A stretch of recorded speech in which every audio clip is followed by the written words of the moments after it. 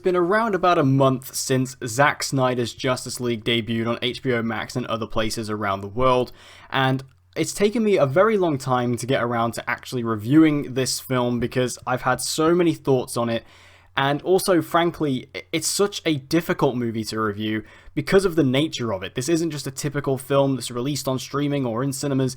This is a project that has been years in the making and has been highly anticipated, that this almost felt like too big of a beast for me to tackle. So, in this review, there are going to be spoilers, just because it has been a month now, and also I feel like this movie is kind of difficult to talk about without talking about spoilers, given the fact that this is essentially a director's cut. But also, this is so much more than a director's cut, and this movie is such a mishmash of different things that that's kind of what this review is going to feel like. So I do apologize if this review is rough around the edges. I do apologize if it's a bit jumbled. I basically have just tried to do my best to condense my thoughts on this film into notes, so I really hope that it doesn't come across too jumbled. But anyway, with all that said, let's dive into it. So as I mentioned, Zack Snyder's Justice League has been a long time coming. This has been a film that has been in the making for quite a few years now. Obviously, we all know the situation that's happened. I'm not going to touch on it here, but we do know, obviously, the situation that happened with the original Justice League that released in 2017, and it has eventually led to, now in 2021, the release of Zack Snyder's Justice League, or otherwise known as the Snyder Cut. And the Snyder Cut movement is kind of an incredible thing to witness, even though I do feel like the Snyder Cut movement also has a lot of negative effects. The fact that the fans and their consistent demanding was able to allow this film to exist and be created and be added to is certainly unprecedented and quite a remarkable thing to see really come to fruition. Like I say, I do feel like the release of the Snyder Cut movement has had quite a lot of negative effects as well. You know, I do feel like that some of the campaigning, if you will, for this movie has been quite horrific in ways, and I do feel like there's been a lot of harassment, you know, in this movement. But at its core, it was just a bunch of passionate fans who really wanted to see Snyder's vision for this film completed and for this kind of trilogy completed, and seeing it, you know, as a whole thing. And the fact that it actually happened is rather remarkable. Now, I personally was never a big member in the Release the Snyder Cut movement. I wouldn't say I ever was a member of the movement of Release the Snyder Cut, simply because I was never a huge fan of Zack Snyder's DC movies. I thought Man of Steel was fine and, you know, not particularly amazing, and Batman v Superman was pretty messy, so I didn't really feel much of a need to really want Zack Snyder to complete this trilogy. I mean, obviously, it's incredibly tragic what happened, and my sympathy goes out to him in regards to what happened and why he was forced to leave the project. And obviously, we've learned in recent years as to even more details as to why he left and, you know, the consequences of him leaving, etc. And, you know, I always thought it was great, the idea that he was able to complete this film and complete the vision that he had originally planned. But like I say, I personally was never in the movement because I wasn't particularly excited about the idea of Zack Snyder doing a Justice League film because, again, I just wasn't a particularly big fan of the two DC films he had done previous. But now I've actually seen the Snyder Cut, it's quite an interesting place to be in. Now, before I truly dive into my thoughts on Zack Snyder's Justice League, I do have a feeling that my opinion on this film is going to be a little controversial. So I do just want to say that outright. Like, I am sorry if you don't agree with my opinion on this film. If you love Zack Snyder's Justice League, then that's fantastic. And, you know, if you don't like it, then that's also absolutely fine. So please be respectful in the comment section when it comes to this review, because, like I say, I do feel like I may have some controversial opinions and thoughts about this film. So I'm just going to come right out and, you know, say what I want to say about the film. So first of all, the first thing I want to touch on is the story. And the story of this movie, obviously this film is 4 hours long, and I will get to that later. But this is a 4-hour epic of a film that spans many different storylines, many different character arcs, and it's very, very interesting to see the original 2017 Justice League and this by comparison, and how much has been added in.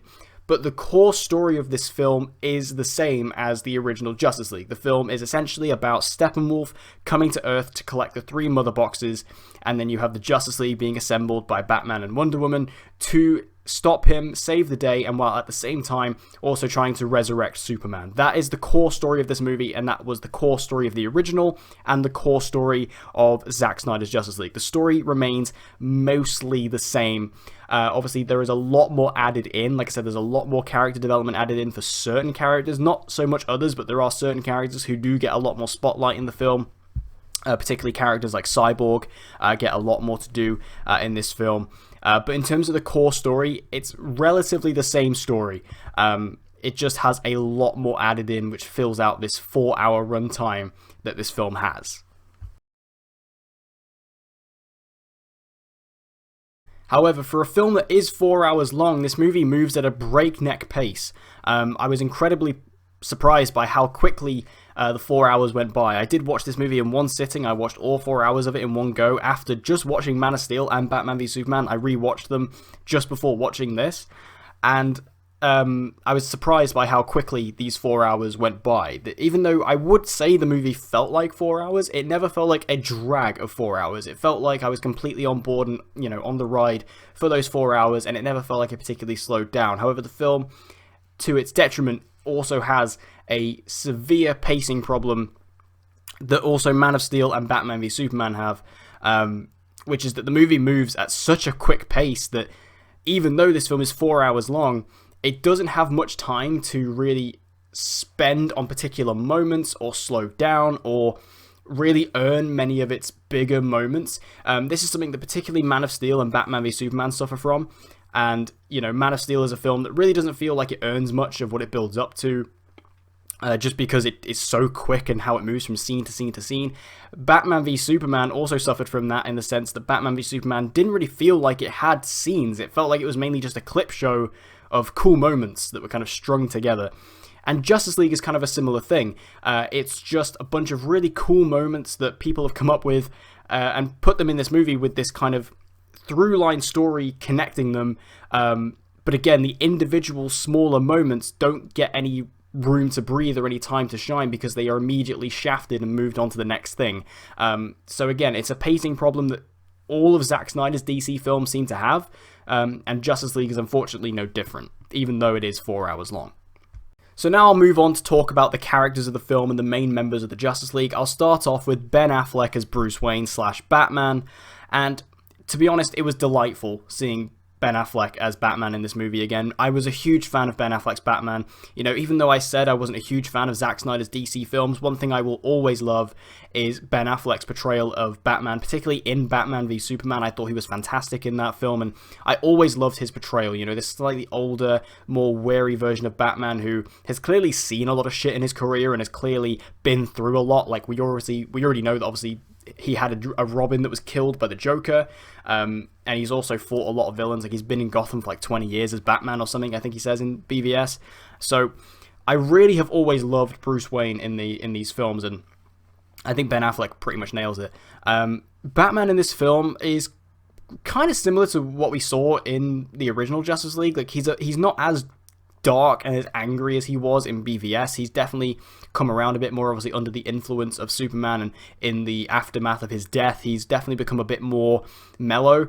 Not mellow per se, but he's definitely a lot more lighthearted than what he was in Batman v Superman.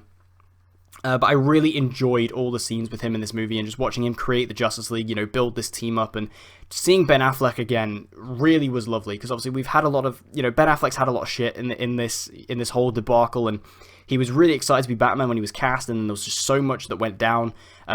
It basically just demoralized him and made him quit the role.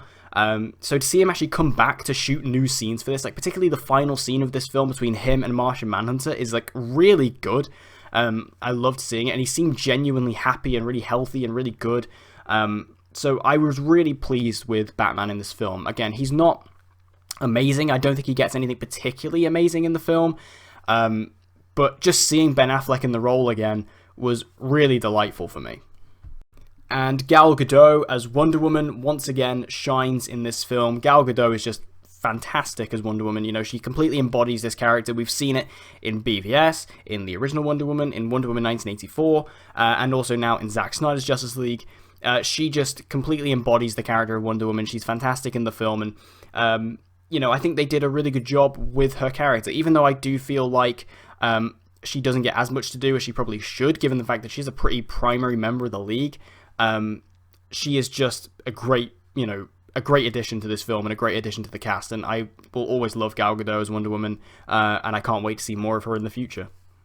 Now, Ray Fisher as Cyborg was a big talking point in this movie, because he was originally slated to be, and I quote, the heart of the movie. Zack Snyder always wanted him to be the core of the film, and, in this Snyder Cut, apparently Cyborg was going to be the big center of the film. And while I do feel like he is a lot more prevalent in the film than he was originally, and he has a lot more to do, he gets a lot more backstory, I still feel like he was lacking a bit.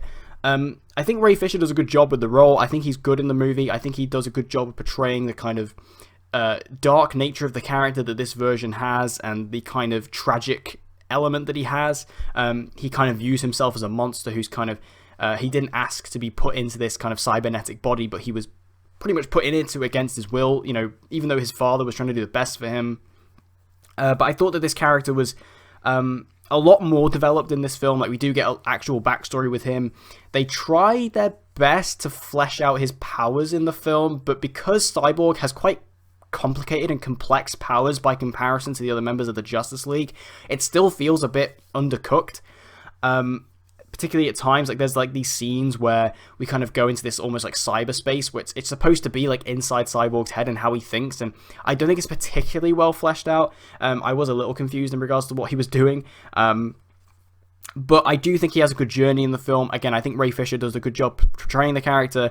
It's just, this is again unfortunately a sufferer of the fact that the DCEU was so poorly planned out. If we had gotten a Cyborg solo film before the Justice League came out, I think it would have played a lot better, but because they basically tried to do Cyborg's origin in this movie on top of everything else going on, it does get a little bit lost in the shuffle. And because of the pacing of the film and its style, in the sense that its editing style, and that it is just a bunch of things that are edited together randomly, you kind of jump back and forth from origin to a different scene to a different scene back to the origin.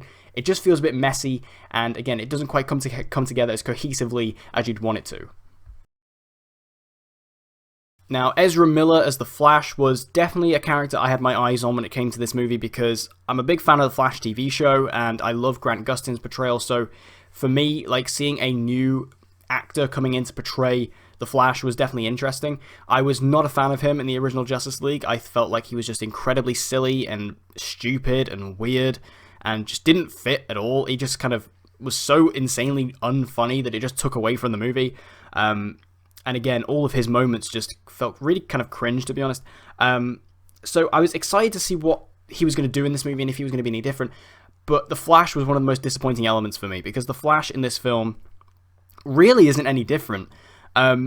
Despite the fact that he does get a bit more backstory and a bit more room to breathe in the movie, we do get a bit more of him and Henry Allen, and we get a bit more emotional moments with him, like especially the moment at the end of the film in the final battle when he gets to actually go back in time and change how things played out. That was a really good moment, but Ezra Miller's portrayal, I just don't like it. I don't like the way he plays the character, and I know it's kind of wrong for me to compare him to Grant Gustin, but I just feel like Grant Gustin plays the character so much better than what Ezra does. And, if you like Ezra Miller's portrayal, that's great, and I'm sure that his portrayal works for a lot of people, but for me personally, it just doesn't. I think his humor that he brings to it, it's just weird. He seems like this really introverted weirdo, and just doesn't fit in at all, which I know that's kind of what they're going with this version of the character. Like, he is supposed to be this little introvert, but I don't know, it just doesn't work for me. I think it's a bit too weird, and it just kind of feels like this comedy bit that Ezra Miller's doing throughout the entire movie, and it doesn't fit with the tone of the film. Like, given the fact that this film is supposed to be really dark and quite a gritty version of the DC universe, you have like this really weird, wacky character in the middle of it. It's just a bit bizarre. So even though I do feel like the Flash is improved in this film from the original Justice League, I still am not a huge fan of this portrayal and this version that Ezra Miller portrays. I just feel like it's just too strange, it's too weird. And, I thought that based on the original trailer we got for Justice League, I thought that all the stuff that Zack Snyder did with the character was really good. And I thought that Joss Whedon, unfortunately, that's where all the weird and bad stuff came from. But that's actually not true, because a lot of the stuff that I didn't like from the original Justice League with the Flash is still in this movie. So that was clearly Zack Snyder's stuff, because obviously there's no Joss Whedon footage in this movie. So unfortunately, I just don't think that Zack Snyder's version and Ezra Miller's version of The Flash works for me personally. And Jason Momoa as Aquaman, I've stated many times in the past, I'm not a particularly big fan of Jason Momoa as Aquaman either. Mainly just because I feel like he just plays Jason Momoa. It's kind of like the Rock thing where, The Rock just kind of plays the Rock in every movie. I feel like Jason Momoa just plays himself when he's playing Aquaman, which, again, for some people might not be a problem, but for me personally, I just don't really feel like it works for this character. This particular version they're going for. Especially because I'm not really a big fan of the Aquaman movie either, and the version of Aquaman we have in this film and the version of Aquaman you get in the Aquaman movie are very different. They kind of change up. He's not as much Jason Momoa in this movie as he is in Aquaman, but again, there's still those elements to it. It's just a bizarre performance, and also Aquaman as a character I had a huge issue with in this movie because he's completely useless. There's no point to him being on this team. And I know it's a joke among comic readers that Aquaman is a bit of a useless character, and obviously in pop culture, Aquaman is always the butt of the joke of the Justice League. And I thought that this would, I thought the whole point of casting Jason Momoa as Aquaman was to kind of steer away from that image, but unfortunately this movie only kind of reinforces it, because he's in the movie and he shows up at random points and just doesn't really do anything. And then he's in the final battle and he jumps around and, kills a few parademons, but what does he actually do for the movie? What does he actually bring? I don't know. He's kind of a pointless character. So, when I look at all the other characters in the movie, they all sort of brought something to the final battle. Flash was quite integral. Cyborg was very important. Obviously, Batman and Wonder Woman brought the team together. But what did Aquaman do? I don't really know. He's kind of pointless in the movie, and again, I'm not really a fan of the character or this version, but what can I do at this point? Like I say, it was just a bit of a strange inclusion, and I thought he was going to be better in this movie, but like I say, he's actually kind of worse than he was in the original. And finally, Henry Cavill as Superman. Superman was one of the main things in the original Justice League that I actually really liked. I liked Henry Cavill as Superman in the original Justice League, but one thing I will say is Henry Cavill as Henry Cavill as Superman is something that I've really come around to. I was never a huge fan of him, but on this most recent rewatch where I watched Man of Steel, Batman v Superman, and then Justice League, I really came around to him as Superman. I actually quite like him now. And in this movie, he's not in the movie much. He's basically in the same scenes in this film that he was in the original. But we get a slightly different dialogue, and obviously we do get the black suit in this movie as well. So, to me, I think Henry Cavill's good in this movie. He just, unfortunately, doesn't get a lot to do. I feel like if we were to get another Man of Steel film, another Superman film in this universe, I think Henry Cavill would do a really good job with that, given everything that he's been through in, the last two movies that he's had. This film and Batman v Superman. I think they could do some interesting stuff with him, and I think Henry Cavill could pull it off. So, honestly, I don't have much to say about Superman in this movie. He has some cool action scenes. I like the black suit. It looks really good. Even though it's really weird why he... we get no reason as to why he wears the black suit. He just chooses it. Because from my understanding of the comics, he is given that suit after his resurrection because it keeps him alive. It helps him to kind of stay alive. Whereas in this, there's no actual rhyme or reason as to why he wears the black suit. He just wears it because he just chooses it, which I guess is fair enough, but it's just a bit of a weird thing. I was expecting the black suit to have some kind of reasoning as to why it exists and to why Superman wears it in this film, because he wears it throughout the rest of the movie. It's not like he wears it for one fight and then goes back to the classic red and blue. He wears it from when he's resurrected throughout the film, so I thought there was going to be some actual purpose for the suit, but it's not. It's just kind of this strange random suit that's kind of in the in the ship that he came in, and he just kind of wears it, and that's it. So like I said, I did like Superman in this movie. He's just not in it much, and again, the reasoning for why the black suit exists just is non-existent, so I found that a little bit weird. And another problem I had with this film was the 4:3 aspect ratio. It just didn't work for me. I didn't understand why it was done. I understand that this is kind of what Zack Snyder envisioned for the film, and if the film was released widely in cinemas, in IMAX, it probably would have played a bit better, but my problem with it is that if I'm watching a Justice League film, this big blockbuster comic book movie on the big screen, I don't want the screen to be limited. If anything, I want it to be widescreen. I don't want the film to be condensed into this small box. I want the film to expand out so I can see these big shots and these big moments, these big action sequences. I want to see them as big as I possibly can, not smaller. So the 4:3 aspect ratio really made no sense to me. And I don't know anybody who actually really particularly likes that choice. I thought it was bizarre. Again, it's just one of those things where for this type of movie, like for a big superhero blockbuster film, I don't want to see it in 4:3. Like, it works for some films, like The Lighthouse, for example, which, you know, is a very claustrophobic, condensed horror movie. It works for something like that, but for a Justice League film, it really made no sense to me. And again, it just didn't work. I thought it was kind of weird, a bit dumb, and it kind of felt like they just did it for the sake of it, as opposed to actually having any reason. It was just kind of done because I think they were trying to make this movie come across more serious than it actually is. So they were like, oh, well, we'll put a 4:3 aspect ratio on it, but ultimately, it just doesn't work, in my opinion.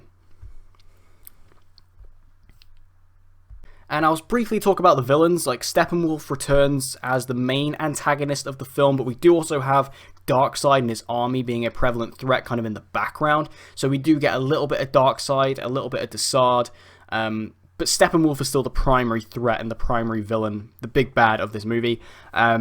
I was told going into the film that Steppenwolf and Darkseid were given so much development and were really relatable and great characters.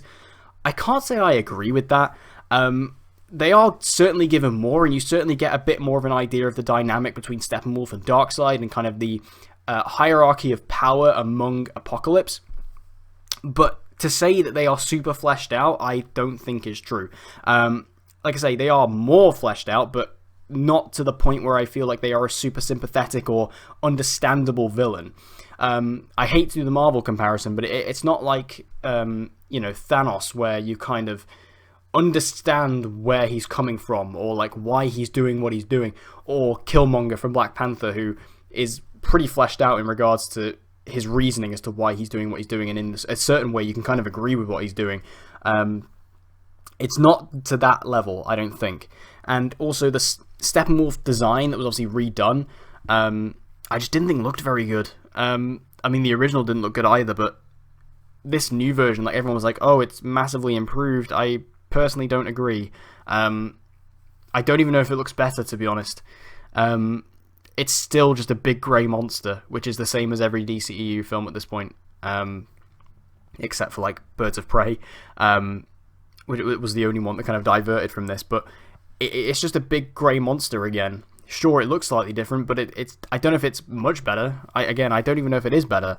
In my opinion, it was just a bit of a almost a downgrade. I didn't really enjoy it. I think Darkseid looked good.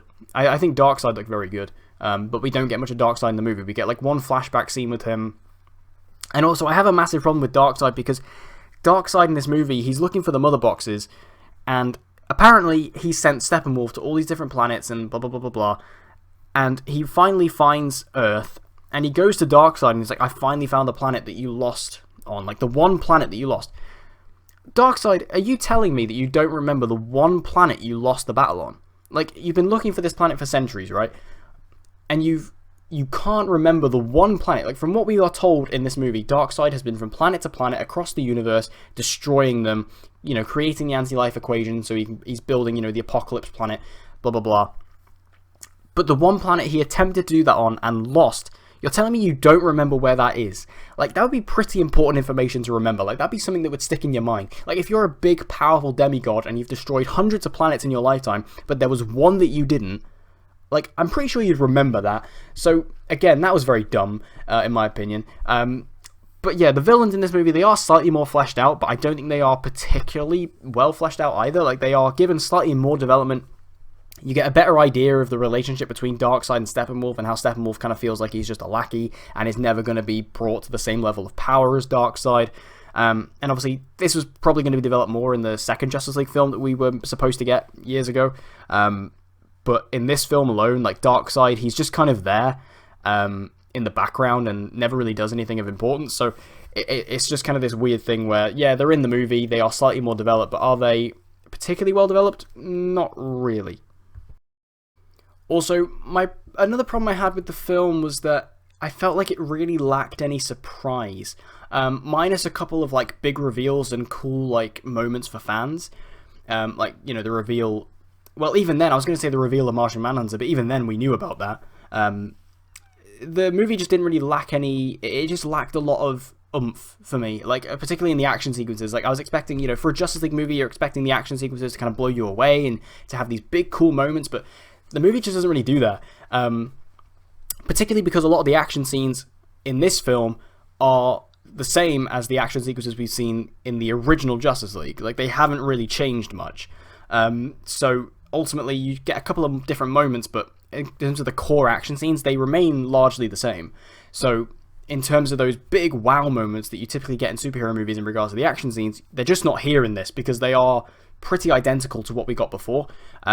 So they just lack any surprise, any excitement, any oomph. They just kind of fall flat, and they're just kind of a bunch of characters that you know running around fighting guys, but there's no real actual surprise to any of it.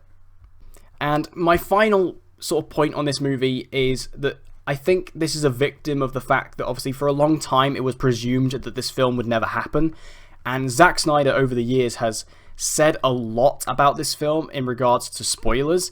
So unfortunately, a lot of the big surprises and a lot of the big reveals we knew about. Like I said, there is the big reveal in this movie that Captain Lennox from Man of Steel is actually Martian Manhunter, but we knew about that like 2 years ago, so it wasn't like a big shock. Like, it was cool to see Martian Manhunter in this movie because you do get to see him in his Martian form as J'onn J'onzz, but it's not this thing where you're like, oh my god, he was Martian Manhunter the whole time. Like, we knew that.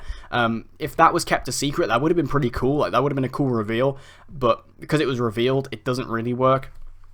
And then because Zack Snyder was talking so much about the movie, even in the run-up to the movie, like, we found out a lot about it. Like, we knew that Jared Leto's Joker was going to be in it, and Joe Manganiello was coming back as Deathstroke for the film. Like, we knew about all this stuff. When those scenes happen, it just, again, it could have been this really cool scene that would have been unexpected, but it wasn't. Like, the nightmare sequence at the end of the film, where you have Jared Leto's Joker, it just feels like that would have been a really cool way to end the movie, but it just didn't really feel that way because we knew about it, you know? You have this really cool interaction between Ben Affleck and Jared Leto, which we never got to see before. Like, obviously, before this, we never got to see this version of Batman interact with his version of the Joker until this scene. But it kind of falls flat because even though there are some good lines in there, particularly from Jared Leto, because we knew about it, I was kind of expecting it, and it didn't really feel like it was as impactful as it should have been. And also, Jared Leto, I'm sorry, he's not a very good Joker. He's kind of awful in this movie. I mean, I don't mind him in Suicide Squad, to be honest. Like, I actually don't mind Suicide Squad as a movie, which I know is a super hot take, but I'm full of them today, apparently. But I don't mind Suicide Squad as a film, and I don't mind him in Suicide Squad. But in this film, it's a completely different performance, and it's really weird. It's bizarre, and I don't know, it just felt kind of bad, and I didn't really enjoy it. Even though there's some good lines in there, they're kind of wasted by this performance, which is a shame. Especially when you have Ben Affleck there as well, kind of, you know, giving it his all as Batman. It's a bit strange to kind of have him go up against Jared Leto, who just is giving this. I don't want to say it's a bad performance. It's just weird. It's just a bit off, and again, not what I particularly like. So again, it's just a strange one. Even though you have all these awesome characters that are going on in the background as well. You have Cyborg there in his nightmare sequence, and Flash is there with his new suit. Deathstroke is there, Joe Manganiello, which, you know, I've said before, I love Joe Manganiello as Deathstroke. I think that's fantastic casting. And he's great from, like, the tiny, tiny little screen time he gets. But even in this nightmare sequence, like, there's so much more to do there, but then you have, like, these really awkward moments where Batman swears for no reason, and it feels really forced. In the same way that there's a whole bunch of blood in the movie where it wouldn't necessarily need to be. It feels like it's just put in there to kind of make the movie feel more serious and more grounded than it actually needs to be. And again, a lot of that is the antithesis of Batman swearing in the movie, saying to the Joker, "I will fucking kill you," which was really off-putting for me. Not that I have a problem with, you know, characters cursing and whatnot, but it felt like it's the one swear word that's in the movie. Like, everyone knows that with films and age ratings, basically you're allowed one F-bomb in a PG-13 movie, but if you have more than one F-bomb, then it's going to R-rated, and obviously this movie is R-rated, and that's because there are literally 2 F-bombs in the movie. You have that one with Batman at the end, and Cyborg also drops an F-bomb earlier on in the film. So it feels like those 2 were just put in there because we can get the movie to R-rated and make it feel more serious than it actually is.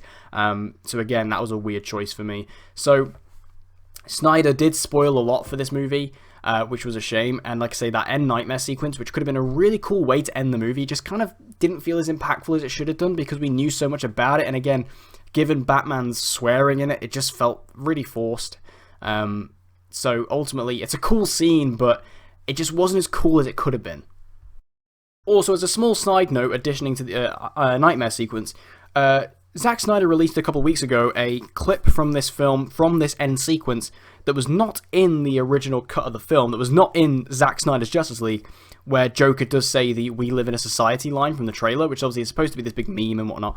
And that infuriated me, because why are there cut moments from this movie? This is supposed to be the Snyder cut. This is supposed to be, like, this movie's 4 hours long. Like, this movie literally has everything in it that apparently Zack Snyder wanted to make in it. It's 4 hours long.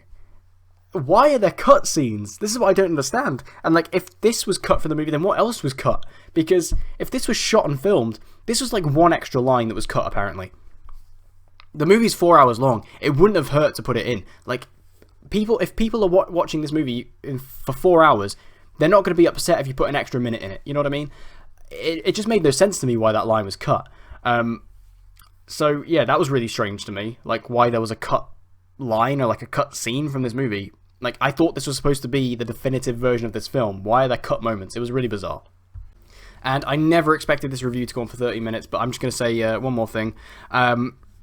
The big problem I have with this movie as a concept is that, obviously, this is supposed to be the Snyder Cut. This is supposed to be Zack Snyder's original vision, but the problem with this film is that this isn't Zack Snyder's original vision. Zack Snyder's original vision would have been what would have come out in 2017 had none of the debacle surrounding the film and the unfortunate suicide of Zack Snyder's daughter had never happened. That would have been Zack Snyder's original vision. But fortunate for Zack Snyder, what he's been able to do is, with this film, he's had the power of hindsight, fan reaction, and basically a cheat sheet as to how to make this movie. You know, Zack Snyder, he knows what people like, he knows what people were excited about, he knows what people would have wanted to see in his film, that he was able to put all that in. He was given around $75 million, I believe, to actually finish this film. It was supposed to be 30 and then it rolled over to like 70 odd million. He was given like $70 odd million to add to the film, whatever he wanted to add, post-production, blah, blah, blah. So anything that he believed would have made the film better, he had the chance to add in, which, again, isn't a bad thing. That's actually a good thing. Like, he was able to, you know, it's a very unique position to be in. Like, you were able to basically add things into your film that was technically a new version of the film based on what people have told you. And that was, you know, it's actually a good thing. Like, he was able to do that. But like I say, I don't agree with people who are saying this was Zack's original vision, because it wasn't. This isn't what Zack Snyder had originally planned to make. Like, sure, at its core it would have been, but there's so much more in this movie that he would have been able to, that would have never have been in the original version of Justice League had he had directed it, that he would have put into this version, because he knew that that's what people would have wanted to see, or that fans would have liked or didn't like. So he was able to pick out and add in different parts that he knew would have got a better reaction from people, which, you know, is a totally understandable position, because if you were in that position and you knew that people would like a certain thing if you put it in, or people didn't like a certain thing, you could take it out. Of course you're going to do that. So again, it's not a bad thing. It's just, again, people saying this is Zack Snyder's original vision for the film. It's just simply not, because there is so much that was added into the film, you know, in hindsight, that it's just not the original version of the film that Zack would have made back in 2017 had he would have directed it. However, after all of that, because I really don't want this to seem like I'm ragging on this movie, because overall, I enjoyed this movie. I enjoyed watching this film. I really did. Like I said, for 4 hours, this film really didn't feel like it for me. It kind of breezed by, given the fact that it is 4 hours. I had a blast with this film. I really enjoyed it. Even though I have a multitude of issues with it, as I've been through, And I do feel like this movie has a lot wrong with it. I do feel like Zack Snyder's Justice League has a lot going for it.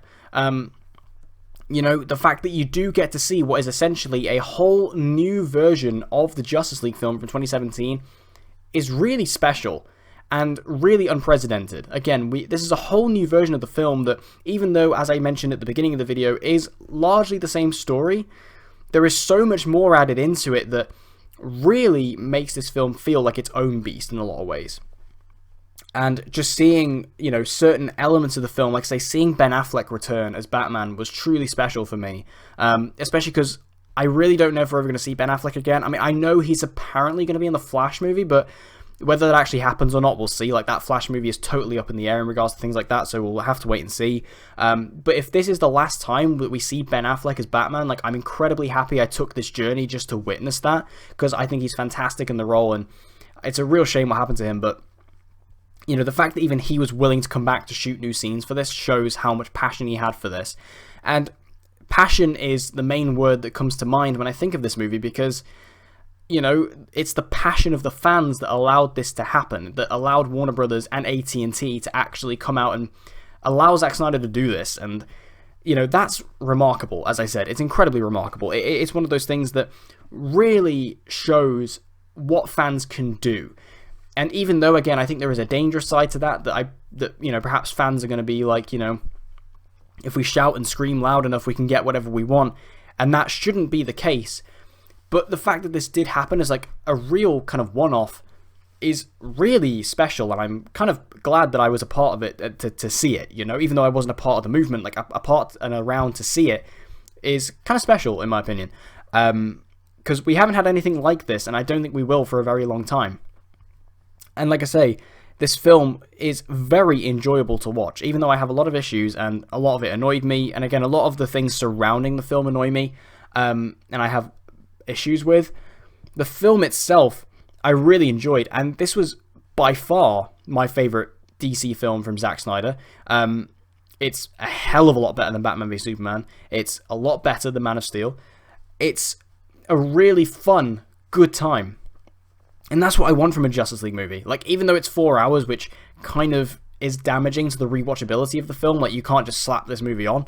You know, you have to actually sit down and actually want to watch it and prepare for it.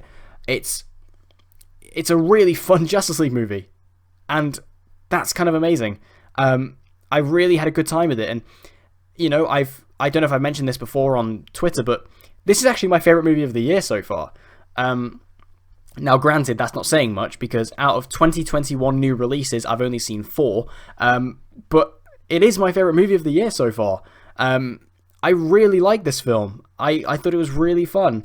And again, I have a lot of issues with it. I have a lot of problems. I know I'm repeating myself, but it's just a film that, to be a part of and to watch, it was an experience. And that was really special. And seeing this vision actually come to life and come to fruition, in whatever form it may be, either way, it was kind of beautiful to watch. And again, I'm no release the Snyder Cut. I'm no part of that movement. I'm not exactly a Zack Snyder fan. But seeing this film, I was glad to see it. And I'm glad that Zack, who seems like genuinely a lovely guy and a really chill dude, to see him actually be able to do this and to make this movie fulfill his dream and fulfill the fans' dreams. And, you know, the fan reaction, particularly, you know, of Snyder fans who are so passionate about this, seeing them get this as well was beautiful to watch. And see them all come together, rally for Zack Snyder, is something that's rarely seen. And, you know, it's very quick and very easy, I think, for a lot of people to rally against directors who they don't like. And, you know, we're seeing a lot of that in the aftermath of this. You know, it's very easy for people to jump on other directors and, you know, badmouth them, but to come together for a director that they love and want them to succeed, it's really nice. And seeing that all come together in this film, I thought was fantastic. So, in my opinion, Zack Snyder's Justice League, overall, I really enjoyed it. I thought it was a really fun movie. I had a great time watching it. Again, will I rewatch it again anytime soon? I'm not too sure, just because of how long it is. But what I will say is I will certainly be buying this movie on Blu-ray, and I look forward to watching it again in the future at some time. And even though it has a plethora of issues, and I think that the movie is deeply flawed and has a lot wrong with it, I still can't deny the fact that I had a blast watching the film, and I'm very pleased that it happened, and I was pleased to be a part of it, and to actually have witnessed the Snyder Cut was truly special.